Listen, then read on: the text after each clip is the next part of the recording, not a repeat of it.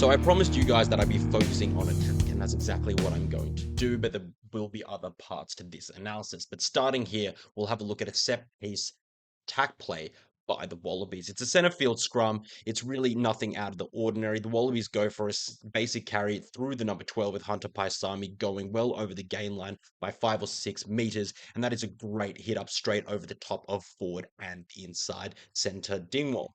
The Wallabies play a couple of phases and then they get to this point here.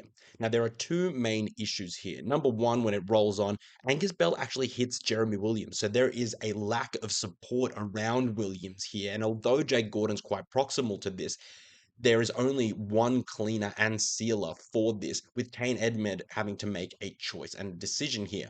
The second issue is Kane Edmed is actually too deep to be able to make this ball. If you look at how narrow the Wallabies attack is, only look at how narrow the English defense is. That last man there, Roebuck, which is the England winger, he is so far in. He is actually marking our second last player. And Freddie Stewart, the fullback, is actually way behind this. So then, if Tane Edmund could get this ball and float it to Harry Potter is in a very, very good opportunity to go one-on-one here with Feyi-Waboso, or whether it's Freddie Stewart in the backfield there. But nonetheless, the Wallabies actually go flat here because Kane Edmed is not flat enough and where he needs to be able to actually entice the English defense to stick with him. If Edmed actually got the ball here, it is all likely that the English players would just be able to shift, swim through, and tackle him and cover Kellaway and Potter quite well. What ends up happening is the Wallabies play a couple of phases, and then it ends up in Harry Potter's hand with very little space. He's cramped when he gets the ball, and he kicks it deep. It's a very good kick in the 5 meter line, but unfortunately, the Wallabies infringe, had the ruck, and actually let the English off. So it is way too easy for England to exit in that pressure cooker moment. They had to do very little work there. If we go to the second example here, it's another set piece play by the Wallabies. They are able to hit up through the middle, and they're in their own half yet again, but they do make good gain line meter ball. And if we look here, the Wallabies attack, again, extremely narrow as it's coming around the corner. But yet again, the English defense is even narrower. Harry Potter at the bottom of frame is unmarked. Andrew Kellaway is sitting on that last defender, Roebuck, yet again. And then again, we've got these players in the boot here. So we've got Pollard who's going to carry through here, but he does have the option, although Frost is a little bit too deep in this instance, he does have the option of Tane Edmed, Max Jorgensen, and Taniela Tupou in the boot. That is a really weird trio of players to have in the boot. Not sure what Tupou is doing there, but nonetheless, it becomes clear that the Wallabies have space to be able to shift. Suaalii probably needs to be a little bit deeper, and this would allow the Wallabies to go deep. And then to be able to launch that attack. But the Wallabies are not communicating. There is no strong voice here from Billy Pollard to be able to pull out the back, and he is determined to carry forward. The Wallabies are shooting themselves in the foot in this instance because there are opportunities to be able to expose the really narrow and aggressive English defense. And if we roll on the clip here and then we go to the next one, the Wallabies go effectively nowhere after a couple of phases, and then they go to hoist the box kick. There are two things that I want you to notice here as well. Number one, the Wallabies have gone nowhere, and so they've resulted to kick. The result actually goes pretty well. I believe it ends up being a scrum to the Wallabies. But the issue is here that the English defense line and the English players expect this. Tommy Roebuck on the wing here, he's already begun to retire. You've got the two English players at the top left of your screen. They've already started to retire. Feyi-Waboso, the winger, and Freddie Stewart are obviously already set, and that's probably George Ford on the wing there at the top of your screen, as well as obviously the other winger, the other outside center, Tommy Freeman. Oh, sorry, rather another player coming out there. So the Wallabies are set to box kick. England know this. They're prepared for this.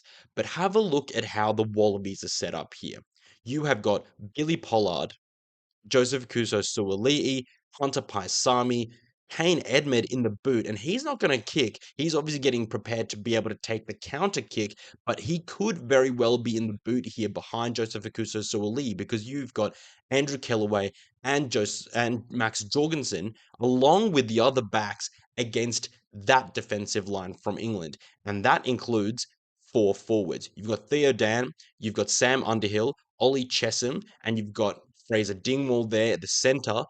That is it as far as covering roughly about 25 meters of acreage from the Wallabies, should they choose to attack. And I put money on that the Wallabies can do a fair bit with that, as opposed to being able to defend it by England. That is a missed opportunity, and that is a lack of communication from Tane Edmed, because that is a moment where you pull the trigger and say, give it to Pollard, and Pollard gives it to me at the back of Joseph Akuso Suaalii, and on they go. The Wallabies here chosen to box kick purely based out of process. The next example, we finally end up in England's half with an attacking shape, and it's a centre field scrum. The Wallabies go again to a hit up alongside Hunter Paisami, who tips it inside to Harry Potter, who makes the gain line and actually makes really good front foot ball for the team. A couple of phases later, the Wallabies are here, running really narrow, having pods either side. It can go anywhere, but I want you to notice two distinct things yet again. Number one, Harry Potter actually in this instance is playing number 10. He's supposed to be on the left-hand wing outside Joseph Akuso Suaalii in this picture, should they want to swing when the English defense gets too narrow. But instead, he's playing number 10. Kane Edmonds behind the line there with Andrew Kellaway out on the wing, and you've only got Rob Valentini and Jeremy Williams out on the left. This becomes extremely problematic when people start saying, why aren't the Wallabies playing with width? Well, it's not an accident that Harry Potter's there. He is there purely by process and design. This is part of the strategy. And so what becomes frustrating is that why do we have our blindside winger playing inside the number 10 jersey position when Tane Edmond is standing behind the line?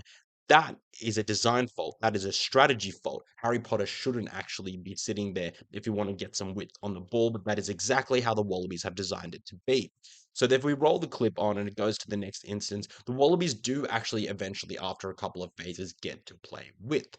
But again, two issues arise. Number one, Harry Potter is sitting too deep in the pocket to receive this ball from Tane Edmond. He actually, if you look at where the second defender out is going, so that is the halfback, Alex Mitchell, he's already drifting onto Fraser McReight here. He's not enticed, he's not being forced to make a decision because Harry Potter is too deep in the boot. And Andrew Kellaway is almost in line with him. He's too flat. He's not going to be able to run on this ball, run onto this ball rather, should he actually get it off Harry Potter.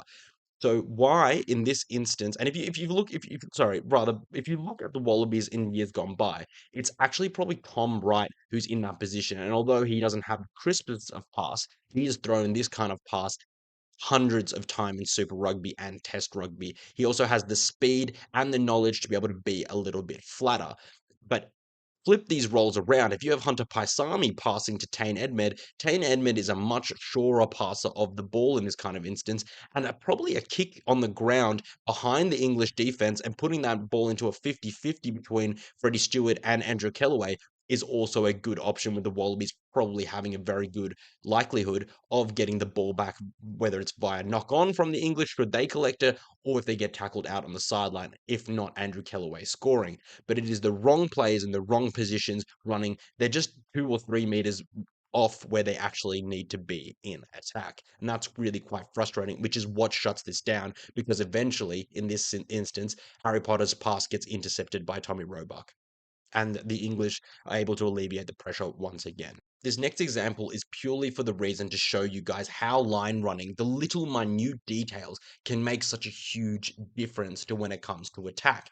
So in this instance, you've got Andrew Kellaway, Harry Potter, Kane Edmed in the boot of Joseph Akuso Suaalii playing a ball out the back of Rob Valentini. So there are a couple of issues here. Number one, Joseph Akuso Suaalii has distributed this ball too early. That allows the English players to swim out and to be able to cover the space.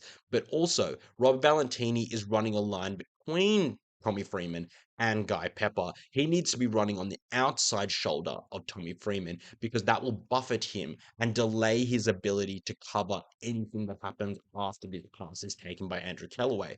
If we roll the clip on, what actually happens is here that Harry Potter has the gas to be able to get outside George Ford. George Ford is left for dead, but it is Tommy Freeman, the man who Rob Valentini needed to buffet, who actually makes this tackle. And I promise you that had Rob Valentini put a little bit of a shunt on Tommy Freeman, he probably would have missed this because it looks like he only made this by by his fingertips, really.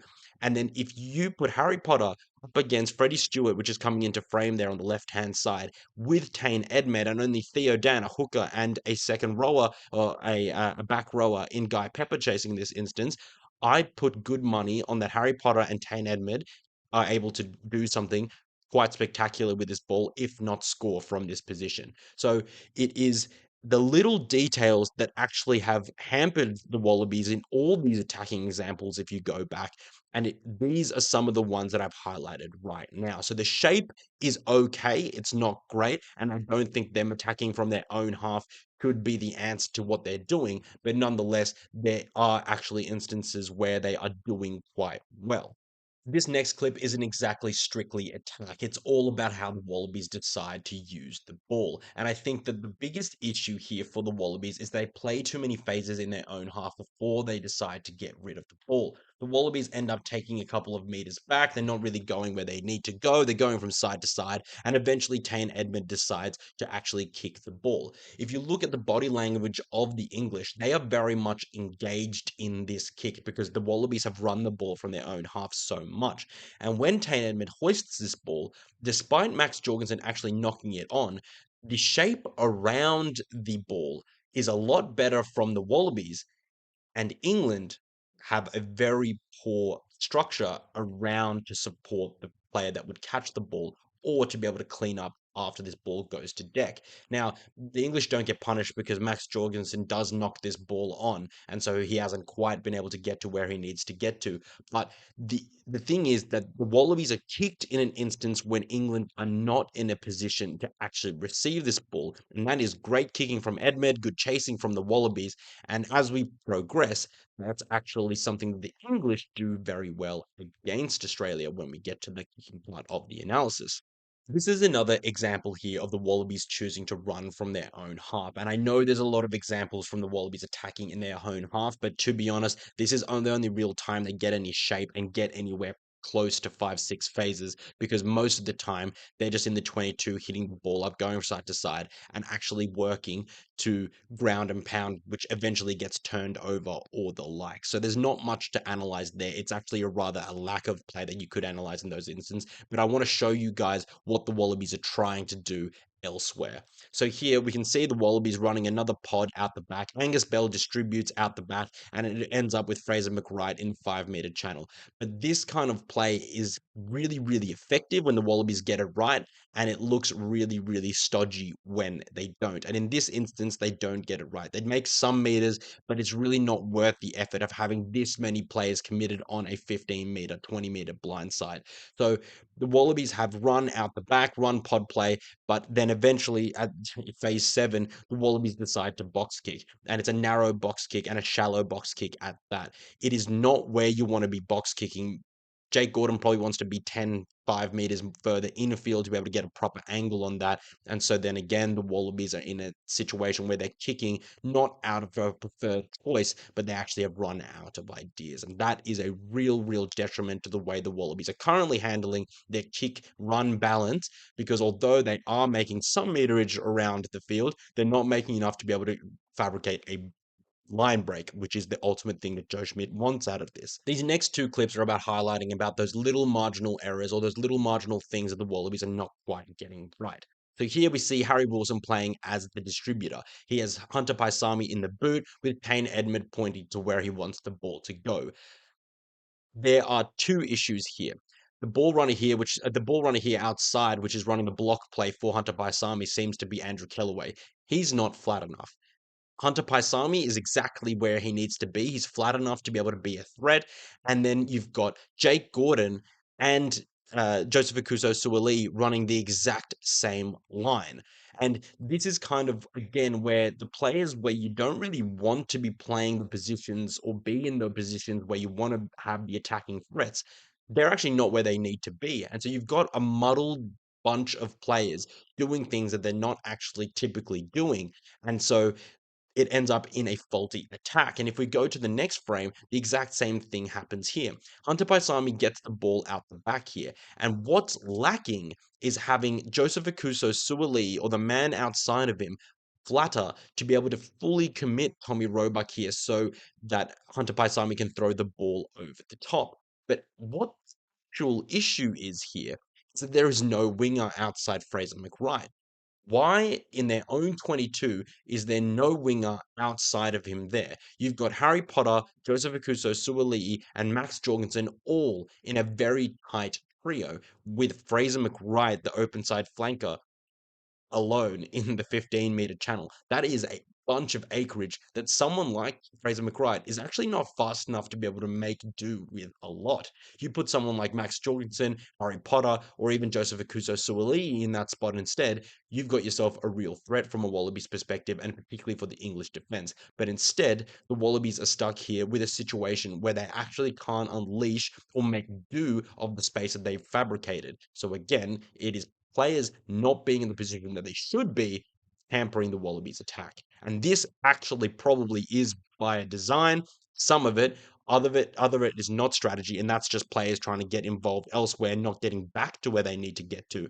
But all of this contributes to the fact that the Wallabies are making ineffectual and poor choices when they're positioning for an attack. Now we have gotten to the kicking part of the analysis. And the first example that I want to highlight to you guys is the amazing kicking strategy of George Ford and the amazing chase line of England. So George Ford hoists this kick really, really high, straight onto, that's right, Kane Edmed. And have a look at where the chase line for the Wallabies is compared to the chase line of England. That is a whole bunch of really angry Englishmen ready to bash Edmed in this instance. And Edmed only has Jake Gordon, the halfback, and Harry Wilson, the number 8, to be able to help him out. Andrew Kellaway, the fullback, who's supposed to be in that pendulum in the back row, in the backfield there, along with Max Jorgensen, who's the winger, is nowhere to be seen and will not be able to help in this instance. Kane Edmund actually does a really good job of getting the ball here, despite all this. But he has no support should he be able to get a clean take and get to the ground. He cannot actually distribute to anyone. And Max Jorgensen's not able to be an option for Andrew Kellaway to distribute to should he get the ball. So this is a really poor setup. And this is not by mistake. England have seen that the Wallabies drop a player back regularly. And that player is usually their number 10, and he is regularly alone, and he is the one that's going to take the ball. That is by design from the Wallabies, and this is another instance of England able to identify something in the Wallabies' pattern of play, then to be able to expose, and they have done such a good job here. If we roll on, we end up with an in the side from Taniela Tupou, and the Wallabies cop a penalty. That's no fault of Tane Edmed at all, so you can't blame him for that. This next example is another kick hoisted by England, and I want to show you that this is a much better shape. But again, it's Tane Edmed going up for the ball. Andrew Kellaway is way deeper in the 22, and who's there? Max Jorgensen all the way out on the wing, not at all in a position to actually swing and cover the pendulum. What's important to note here is yet again, it's Tane Edmed receiving the ball. And this is not by mistake once again. This is by English strategy design. Well done to Steve Borthwick and his coaching staff. Wherever Edmed is, this is actually not off a clean kick by England. Wherever Edmed is, they are going to kick the ball to him because most of the time he is going to be alone. And that is not where the Wallabies have actually planned to have players around him. They, of course, have Joseph Akuso Suaalii here, and they have Jake Gordon, but that's not the point. The point is that the English will target Tane Edmed, and I'm not surprised if this happens over and over and over again to the number 10 of the Wallabies, should they keep having to drop back in the backfield. This next example is not Tane Edmed taking the ball, but it's Joseph Nkuso Suaalii. And here we see a much better setup with Harry Potter next to him. We've got Andrew Kellaway directly behind him, and we've got Max Jorgensen a little bit further back in the backfield, but not quite tight enough yet again. But in this instance, it actually ends up to be worse. Despite the better setup, the English players win it. Tommy Roebuck gets a tap down, and it is Sam Underhill and Ben Earl who run away for the try. And who's chasing their absolute heart out? It's Tane Edmed. And if we look back at where Tane Edmed is situated in this, he's all the way out on the right side of the flank of the Wallabies defense. And yet he makes the chase back, and so does Harry Potter, but no Max Jorgensen in sight. That is where Max Jorgensen needs to be. And I don't want to hammer the young kid, but this is a distinct show of the fact that there's not enough communication in the back three, nor enough awareness about where they need to be when a high ball gets hoisted. Because there has been a numerous of occasions that I've already highlighted where Max Jorgensen and the other back three players are not where they need to be. Another example here of Tane Edmond catching the ball with plenty of time. This is probably the best shape that the Wallabies showed throughout the entirety of the match. Tane Edmond has the ball. Harry Potter really, really close to him, should be able to secure the ruck should there be a ball that gets stuck in the ruck there, but there isn't. And then there's Andrew Kellaway, deep enough and wide enough, but yet still proximal enough to be able to receive that ball. And Kellaway actually does receive the ball in this instance. And look who's out on the right-hand side. You've got Joseph Akuso-Suaalii and Max Jorgensen. And look where the English chase line is. They are very much situated inside this 15-meter channel, and then you've got all that space to play with, along with Hunter Paisami and Fraser McReight chasing back should the Wallabies have decided to go wide. They don't, then nevertheless, you've at least given yourself the opportunity to give England something to think about when you've got attacking weapons like that out wide and you've got such a good setup. Much better by the Wallabies. And then this final example here, which actually leads to the Henry Pollock try. And you have got Tane Edmed going up again. You've got his winger next to him, and you've got Andrew Kellaway too far away. He is not proximal enough to be able to make an impactful move in this situation. Joseph Akuso-Suaalii is chasing back as well, but there is clearly something that's not going right with this trio of backfield players, and it's actually something that we've seen for the Wallabies a fair bit throughout the year, and this is something that they need to change.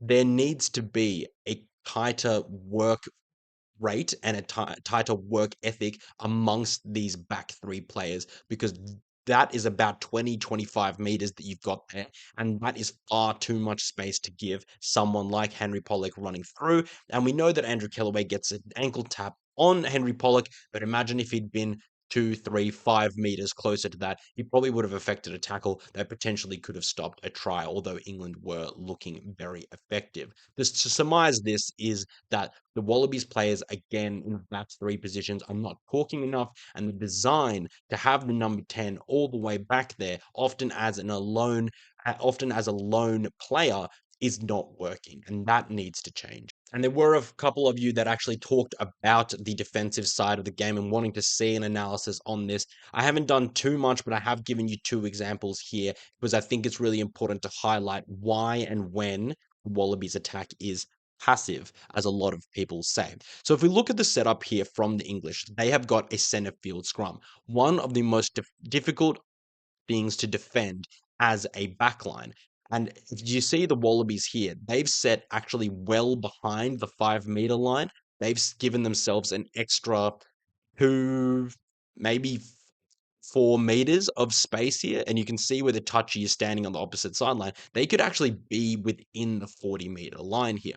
So what this comes down to is, where do you defend? You've got Joseph Akuso-Suaalii and Max Jorgensen on the right-hand side. You've got Tane Edmond and Hunter Paisami on the left-hand side. You've obviously got Harry Potter out of frame and Andrew Kellaway here.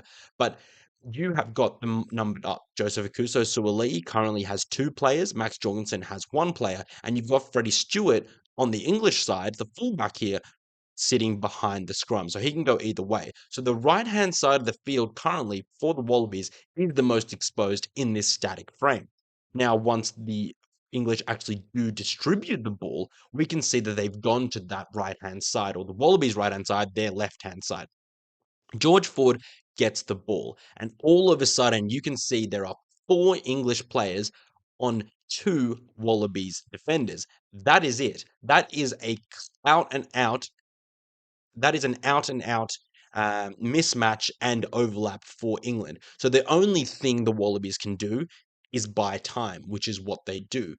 But what's interesting is that the Wallabies set so deep. They should at least be on the 40-meter line here, but they are not. And that is something that's done by design. There is no way that the entire back line have done that and mistakenly taken 10 meters when they only need to take 5. That is by design. So that is what I think that people should be looking at, as opposed to what happens next, which is that they backtrack and then having had the scrum on the 2 meters inside of the Wallabies territory, the first contact that is made is Max Jorgensen making a tackle on Tommy Freeman, the second furthest out English attacker, inside their own 22. And if you look how many meters that is, that's about 25, 26, 27 meters made by England off one phase because the Wallabies needed to buy time. But what happens next is that Harry Potter actually makes a miracle tackle on Ben Earl over the try line.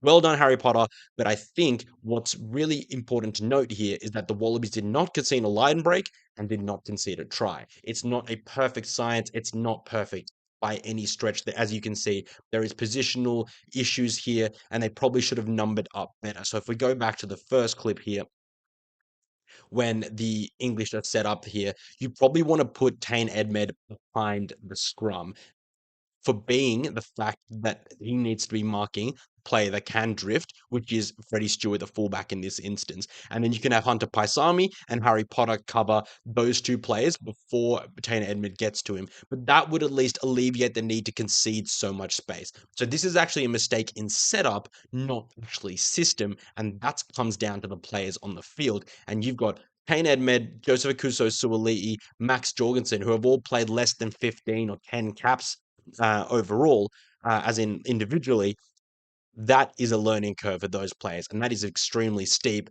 when you're going against George Ford, Tommy Freeman, Freddie Stewart, and Feyi-Waboso, attacking threats, but also vastly experienced.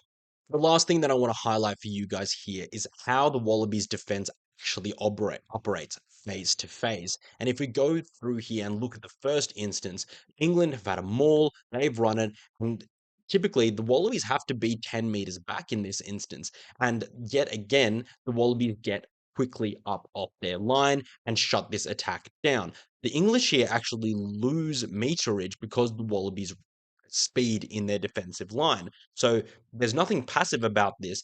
Quite contrary, this is really good attack from the Wallabies, and I'm sorry, this is quite good defense from the Wallabies, and I want to highlight this because this is what defense looks like phase to phase in general play when they're not under extreme pressure. And then if we roll on a couple of phases later, Ellis Genge, one of the best carriers for England, gets caught even further behind the gain line. And if you look where the line out slash maul started, that started around the Wallabies 45 meters line, so 5 meters past halfway. And then look at where Ellis Genge is caught up in the ball here. He's on the his own side of halfway, so they've lost 8 to 7 meters.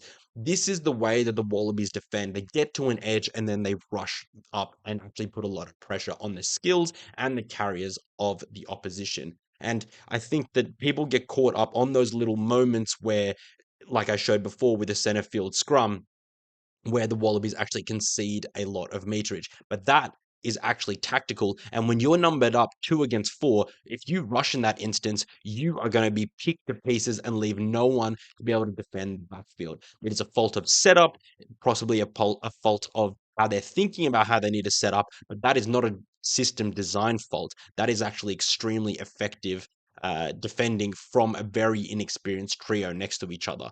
And then again, vice versa, I think you should be looking more at how the Wallabies defend in general play and where they make their contacts and when they choose to be able to bring line speed into it. They still can find some better opportunities to bring line speed into the game, particularly around Joseph Suali'i in the 13 jersey and in that positional play. Someone that does it very well is Dylan Peach. But I think that what you guys will find is that eventually we really need to get to a point where we're looking more at the Wallabies and how they defend in the wider channels as opposed to just simply calling the Wallabies art passive, because I've highlighted several times and on this video as well that the Wallabies are not passive when they don't absolutely need to be able to save something like a severe overlap of 2 players on 4. So that is my analysis of the Wallabies attack, kicking structure, kicking defensive structure, and how they're setting up for that, as well as defensive structure. I hope I join you guys in the comments below. Please let me know what you think. Please let me know what you're seeing. What did you learn? Did you learn anything? Is there something that I've triggered to think for you guys to think about differently? That is all that I want to hear from you guys in the comments below. And please let me know how this format works for you. Please don't forget to like and subscribe. That's really important for me. It's just me. I'm doing all this stuff so I can help you guys understand the game that we all love a little bit better. But for future videos, I'll be obviously doing reviews, previews, but please let me know if you like analysis in the comments below, because it's very important for me to get a feel about what you guys like on the channel so I can bring more of that for you guys so you guys can continue to enjoy Off the Ruck. But that is all from me today. Hope you enjoyed it. Join you in the comments below. Like, subscribe, hit the bell icon so you don't miss a video when it comes out. And I hope you enjoy the squad release for the Wallabies, which will be coming out Thursday evening Australian time. Very late, I do believe. So I'll chat to you guys on the next one.